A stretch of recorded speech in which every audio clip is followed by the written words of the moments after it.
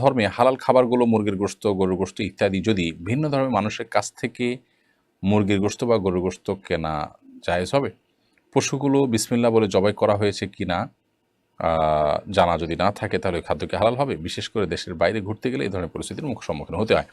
যদি আপনি মুসলিম প্রধান দেশে কথা বলেন তাহলে সেক্ষেত্রে আমরা বলব সেখানে সাধারণত এখানে হালাল উপায়ে জবাই করার কথাই বেশি। যদি এরকম হয় সচরাচর তাহলে সেক্ষেত্রে আপনি এটা কিনতে পারেন।